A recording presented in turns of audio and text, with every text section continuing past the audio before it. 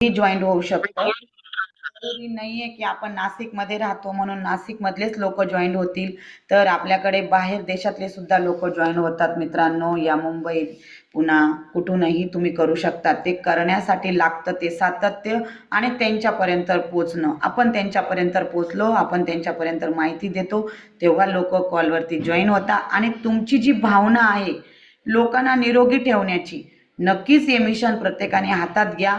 पहिले सुरुवात स्वतःपासून करा आणि मग इतर लोकांना तुम्ही मार्गदर्शन, गायडन्स करा. म्हणजेच आपल्याला आलेला बॅड अनुभव असो या गुड अनुभव असो, हेच आपण लोकांना सांगत असतो. आणि जेव्हा आपल्याला जो सुंदर असा अनुभव येतो आणि त्या अनुभवातून आपण लोकांना सांगतो, तेव्हा लोक पण आपल्यावर विश्वास करतात आणि त्यांचं स्वतःचं आरोग्य निरोगी करण्यासाठी इथं येतात. आणि जेव्हा तुम्ही एक वेळेस जर तुम्ही इथं आले ना मित्रांनो, तुम्ही आयुष्यभर इथं थांबतात. कारण आयुष्यात शरीराशिवाय या आपल्या चांगल्या लाईफस्टाईल शिवाय दुसरं काहीच नाही.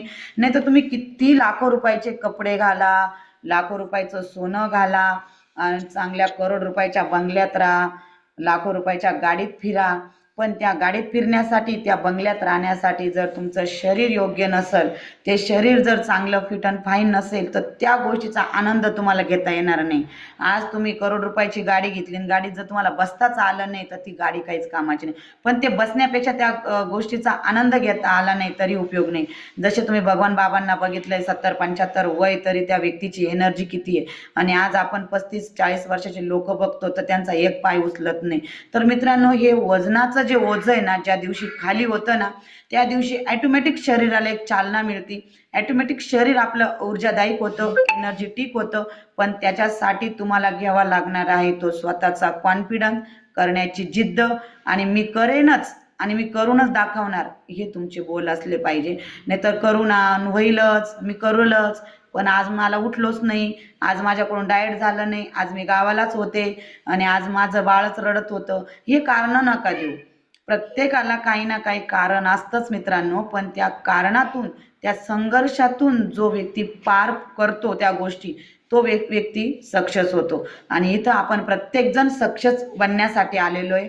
आणि प्रत्येकजण आपण काहीतरी घेण्यासाठी आलेलो आणि देण्यासाठी आलेलो आहे. तर त्याच्यामुळं पहिले तुम्ही घ्यायला शिका, नंतर द्यायला शिका. या गोष्टी तुम्ही फॉलो केल्या मित्रांनो, तो एक दिवस सगळ्यांमध्ये बदल झाल्याशिवाय राहणार नाही. मी बघा प्रत्येकाला का स्पॉटलाईट करते माहिती आहे का? आपण प्रत्येकाची एनर्जी चेक करत असतो, हे लोक काय करू शकतात. पण आपण जर लोकांना पुढे येण्याचा चान्स दिला नाही, त्यांच्यातली ऍक्टिव्हिटी शोधण्याचा जर आपण प्रयत्न केला नाही ना मित्रांनो, ते मागेच राहतात. पण आज एखाद्याला वर्कआउट जमत नसेल किंवा तो करण्याचा प्रयत्न करतोय, पण आज त्याला आपण पुढे घेतलो ना, आपण त्याला म्हणलो नाही तू करू शकतो. एखाद्याला गाणं म्हणता येत असेल, आज तो तुटकं मुटकं म्हणतो, पण त्याला जर आपण वा वा करत राहिलो, छान छान म्हणत राहिलो, तो पुढच्या वेळेस त्याचा सूर बदलतो. म्हणजे काय होतं मित्रांनो, सांगायचं तात्पर्य असंच आहे, फक्त आपलं पॉझिटिव्ह, जे पॉझिटिव्ह व्ह्यू ने त्याला आपण मोटिवेशनल करतो, मोटिवेट करतो, ते व्यक्तींना खूप गरजेचं असतं. जे आपण म्हणतो ना, दवा आणि दुवा याच्यात खूप फरक आहे.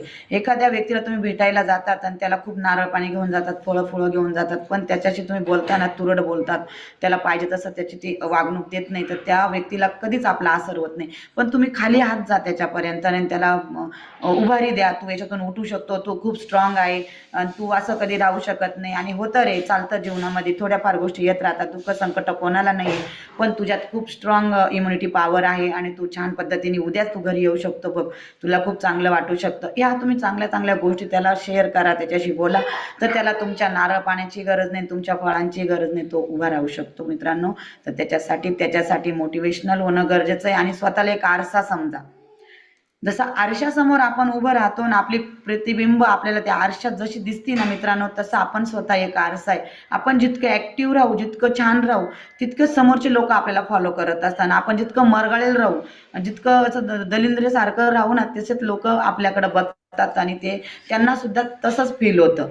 तर मग आपण जसं आरशासमोर मेकअप करून छान दिसतो, तसं म्हणजे मेकअप न करता तसं दिसणार आहे, तसं आपण स्वतःला जर आरसा बनवलं तर लोक आपल्याकडे त्या भावनेने बघणारे, त्या नजरेने बघणारे आणि ते सुद्धा आपल्याला तेवढ्याच एनर्जेटिकने बघण्याचा प्रयत्न करणार आहे.